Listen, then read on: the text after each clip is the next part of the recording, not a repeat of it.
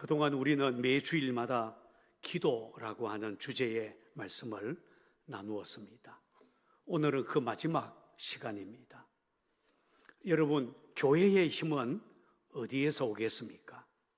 다시 말해서 교회로 하여금 마귀의 방해를 이기고 이 땅에 하나님 나라를 세우도록 하는 그 힘이 어디에서 오겠습니까? 그것은 바로 기도입니다. 교회는 한마디로 기도하는 집입니다. 이사야 선지자는 내 집은 만민이 기도하는 집이라 일컬음이 될 것임이라 라고 했고, 예수님은 성전에서 장사하는 자들을 내쫓으시면서 이 말씀을 인용하셨습니다. 사도행전 6장에 보면 교회 안에 원망하는 일이 일어나자 사도들은 우리는 오직 기도하는 일과 말씀 사역에 힘쓰리라 라고 했습니다. 기도와 말씀이 교회의 본질이다라는 것입니다. 원래 적들은 언제나 중요한 거점을 공격하여 빼앗으려고 합니다. 예를 들면 6.25 전쟁 당시 유명한 백마고지 전투가 있습니다. 백마고지는 철원 북방에 있는 작은 산입니다. 이 고지를 빼앗기 위해 1952년 10월 6일부터 15일까지 거의 열흘 정도 중공군 제38군과 한국군 제9사단이 치열한 전투가 벌어졌습니다. 이 전투에서 중공군 1만 3천여 명이나 죽이고 9사단은 이 백마고지를 방어해냈고 그 이후에 상성백마라고 하는 칭호를 얻게 되었습니다. 그런데 왜 백마고지에서 이렇게 치열한 전투가 벌어졌겠습니까? 사실 백마고지는 395고지, 작은 산에 불과합니다. 그런데도 치열한 전투가 벌어진 이유는 그곳이 바로 전략적 요충지였기 때문입니다. 그곳을 지켜내야 철원 평야를 지킬 수 있었기 때문입니다. 여러분 마귀가 교회를 공격할 때에 교회의 어디를 공격하고 무엇을 공격하겠습니까? 교회의 영적 요충지, 전략적인 요충지, 그게 무엇이겠습니까? 바로 성도들의 기도의 자리입니다. 악한 마귀는 기도의 능력을 알고 있기 때문에 교회와 성도들이 기도하지 못하도록 기도하는 것을 빼앗으려고 안간힘을 씁니다. 여러분, 교회가 요즘에 기도하지 않기 때문에 점점 종이 호랑이로 전락하고 있다는 사실을 아십니까? 종이 호랑이 아무도 무서워하지 않습니다. 그러나 실제로 호랑이가 나타나면 모든 산 짐승들은 혼비백산할 것입니다. 교회가 그렇습니다. 교회가 기도하면, 성도들이 기도하면 진짜 호랑이처럼 강력한 존재가 됩니다. 그렇기 때문에 악한 마귀는 어떻게 해서라도 기도하지 못하도록 방해합니다. 기도하지 못하도록 대신 다른 것들을 제공하지요. 물질적인 안정을 주기도 하고 육체적으로 재미있는 일, 만족스러운 일에 빠지게 합니다.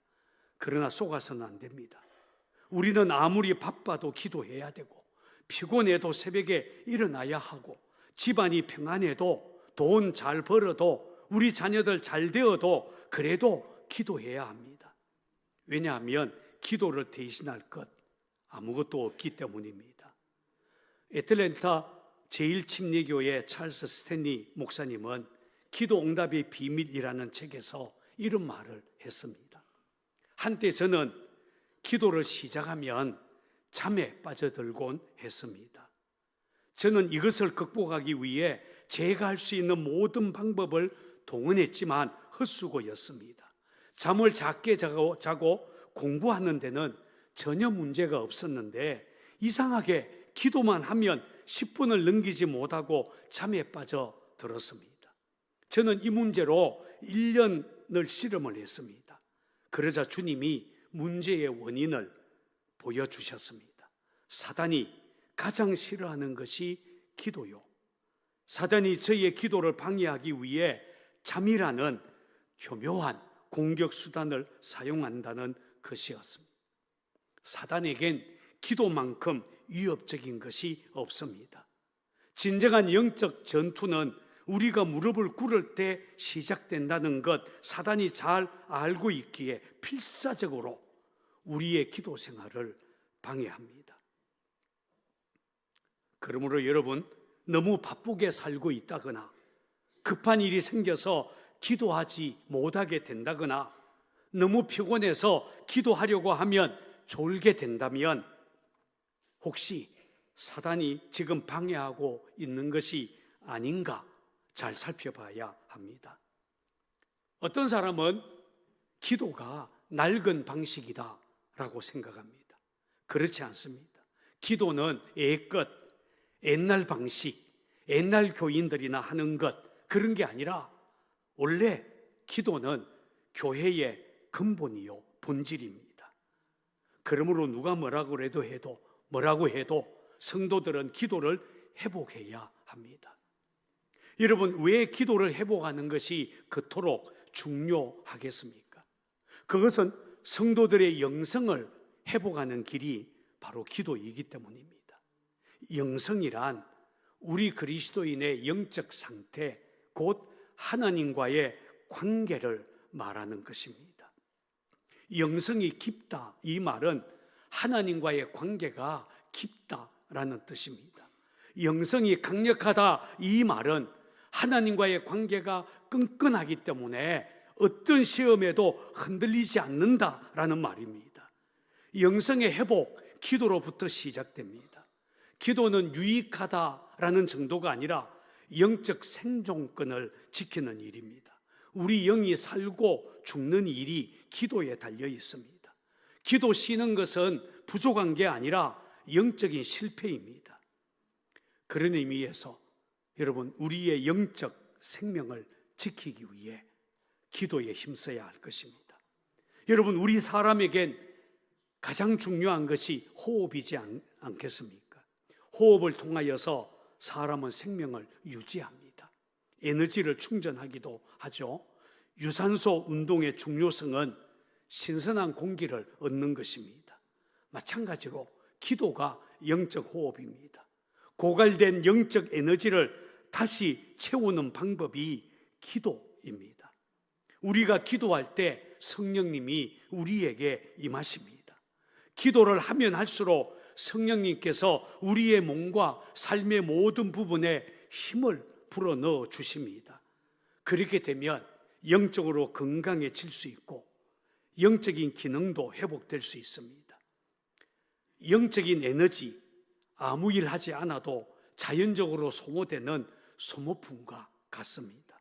시간이 지나면 자연적으로 방전이 되는 배터리처럼 성도들이 기도하지 않으면 이상하게 무기력해지고 나태해집니다.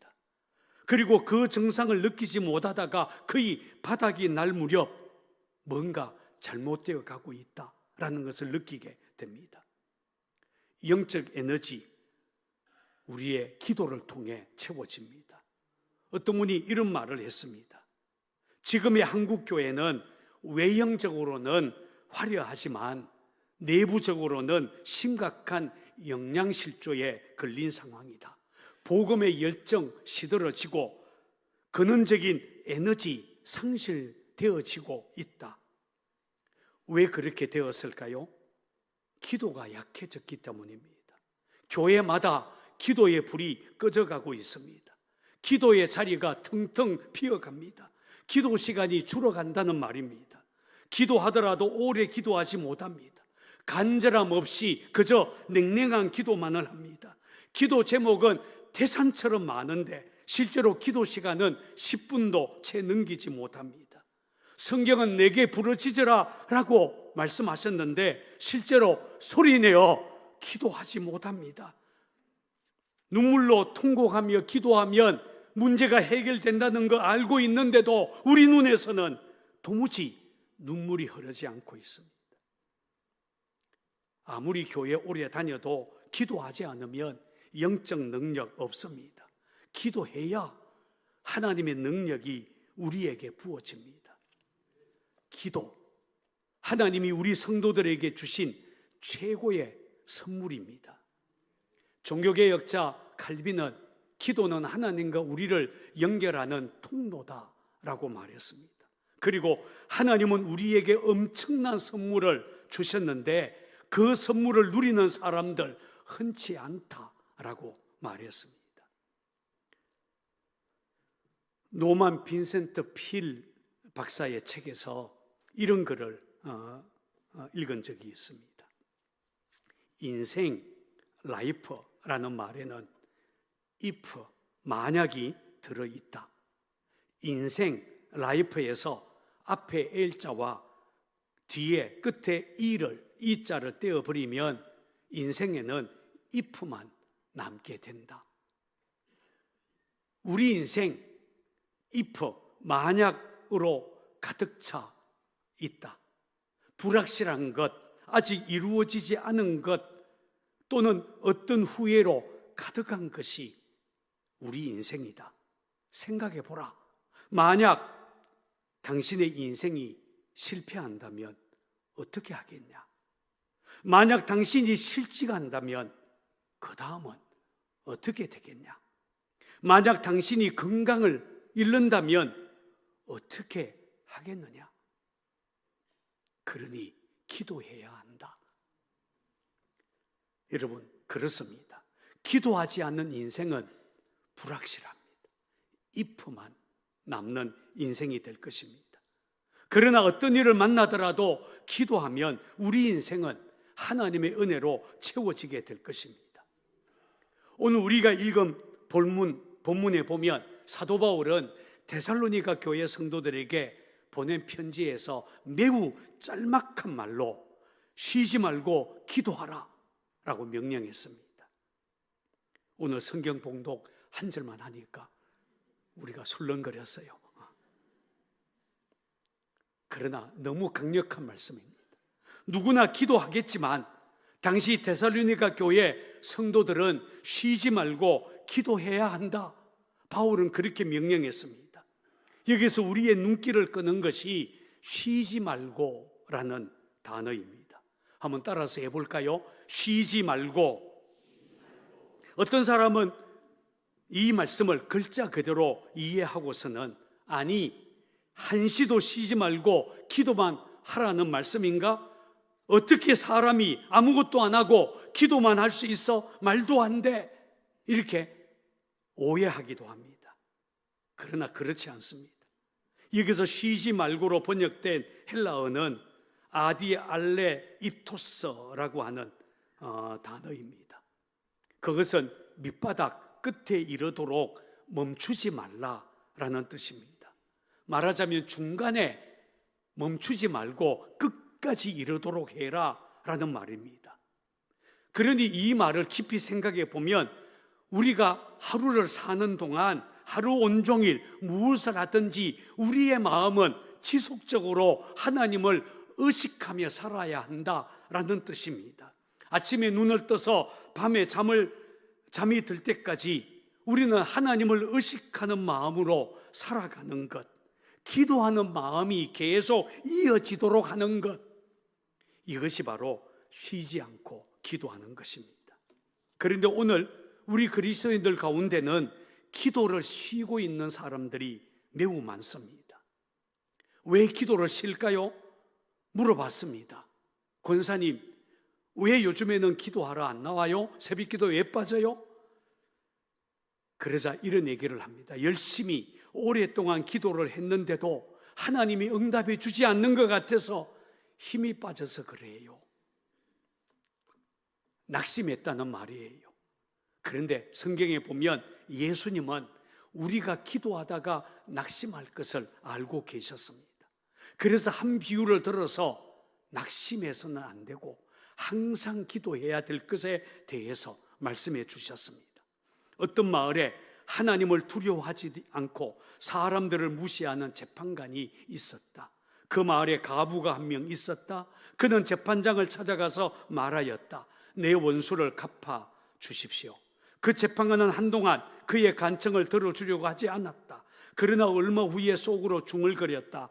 내가 하나님을 두려워하지 않고 사람을 무시하지만 이 과부가 나를 귀찮게 하니 그의 간청을 들어주어야겠다. 그렇지 않으면 계속 와서 나를 괴롭힐 것이다. 주께서 말씀하셨다. 이 불의한 재판관이 말한 것을 들어라. 하나님께서 반납 부르짖는 하나님의 선택된 백성들의 간청을 듣지 않으시고 오랫동안 미루시겠느냐? 내가 너희에게 말한다. 하나님께서 속히 그의 백성들에게 정의를 베푸실 것이다. 누가복음 18장 1절에서 8절 쉬운 성경으로 제가 읽었습니다. 보세요. 불의한 재판관이 왜 가난한 과부의 요청 들어주었습니까? 이 과부가 끈질기게 찾아와서 간청했기 때문입니다. 그러면 하늘에 계신 우리 아버지, 좋으신 우리 아버지가 우리 기도 들어주지 않겠습니까? 그래서 주님은 기도를 가르치실 때 구하라, 찾으라, 문을 두드리라. 구하는 이가 받고 찾는 이가 찾아내고 문을 두드리는 이에게 열릴 것이다 라고 하셨습니다. 응답에 대한 약속입니다. CCC 세계 총재이셨던 빌 브라이트 박사, 지금은 고인이 되셨습니다만 기도 응답에 대한 이런 간증을 했습니다. 그는 대학생 선교에 CCC를 시작하기 전에 485달러가 필요해서 그것을 두고 기도를 했다고 합니다. 그런데 자기 고향 스위스에서 수표 하나가 붙여져 왔는데 열어보니 500달러였습니다. 하나님이 내 기도 들으시네. 너무 신기해서 이번에는 하나님 앞에 10,000달러를 두고 기도했다고 합니다. 그랬더니 하루는 어떤 사람이 찾아와서 목사님, 이상해요. 하나님이 하루 종일 목사님만 자꾸 생각나게 하셨어요. 도대체 무슨 일이 있어요? 그래서 빌 브라이트 박사는 지금 만불이 필요해서 기도하는 중입니다 라고 하자 이 사람이 제가 사업을 합니다만 만불은 좀 큰 돈입니다. 만불을 그냥 드릴 수는 없고 이자 없이 빌려드리겠습니다. 그러나 그동안 제가 축복을 받으면 이 돈을 그대로 헌금하겠습니다. 나중에 그는 사업이 잘 돼서 그 돈을 헌금했다고 합니다.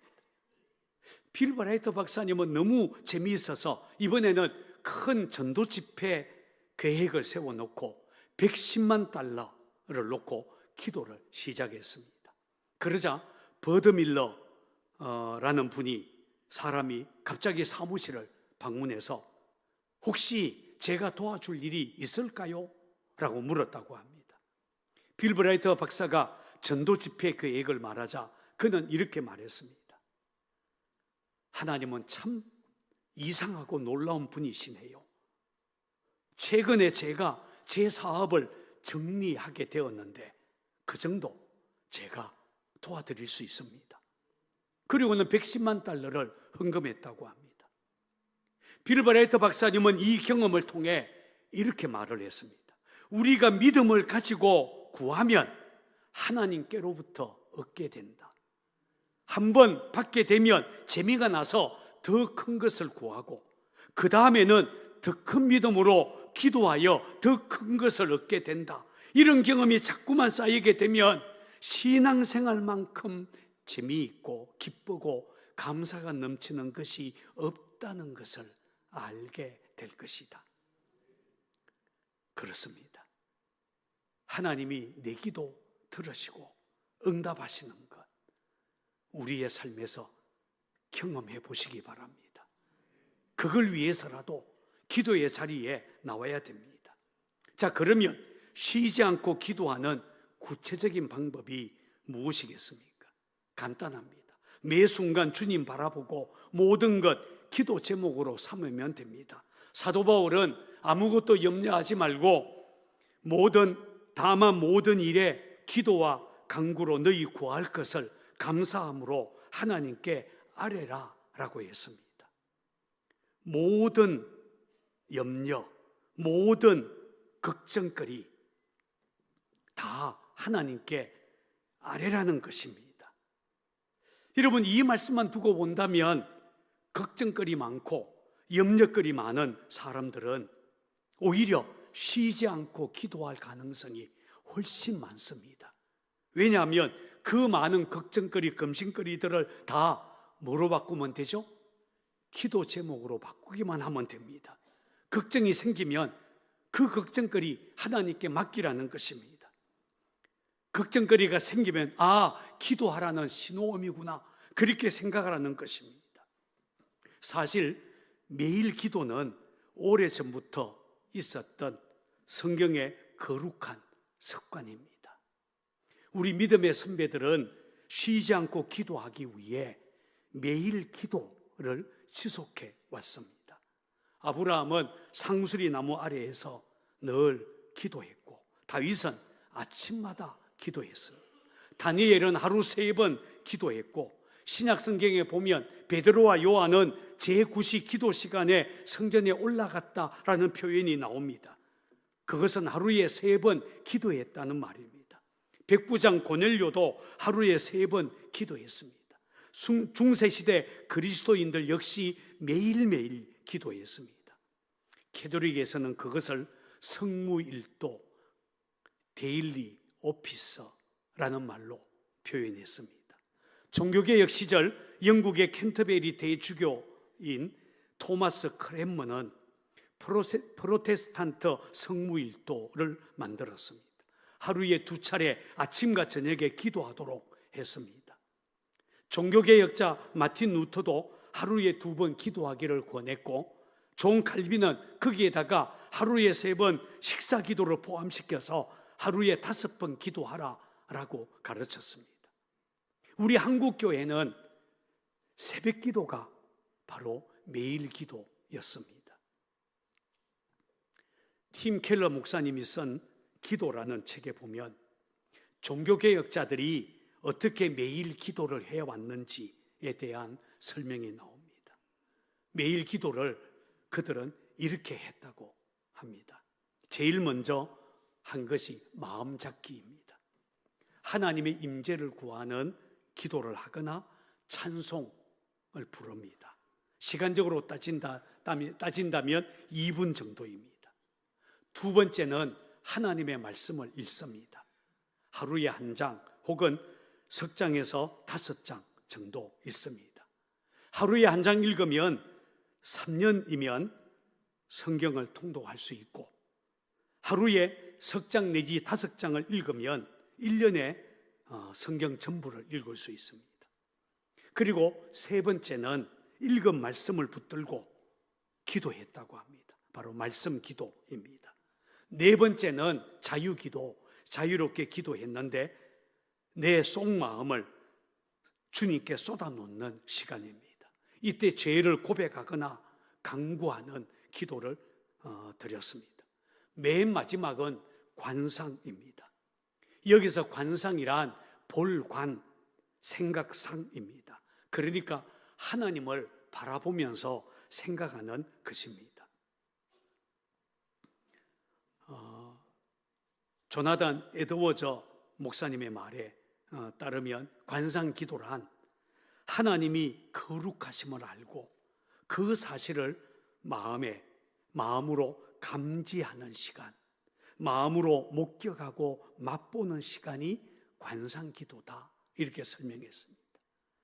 여러분, 이렇게 매일 기도를 쉬지 않고 하다 보면 하나님에 대한 생각이 점점 커지고 그것이 감동적으로 다가올 수 있습니다. 올해 우리는 2가지 신앙 운동을 하고 있습니다. 하나는 매일 감사예요.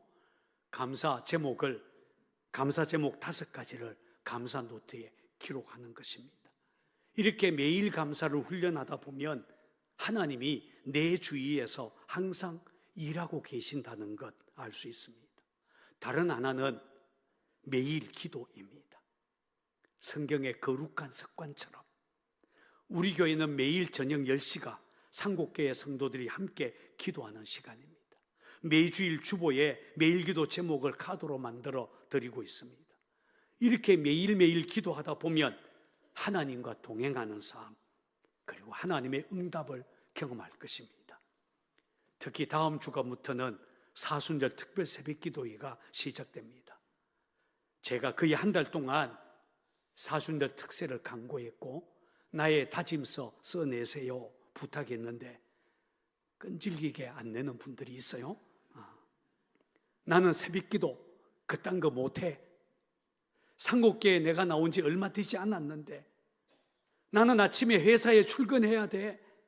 새벽기도 그건 위험해. 너무 깊이 빠져서는 안 돼.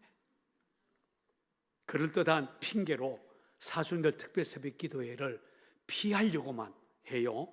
그러나 여러분, 피하려고만 하지 말고 한번 도전해 보시기 바랍니다. 기도의 자리에 와서 하나님의 응답, 하나님의 능력을 맛보게 되기를 바랍니다. 매일 기도하다가 하나님의 크심을 경험하는 저와 여러분이 되기를 주의 이름으로 축원을 드립니다.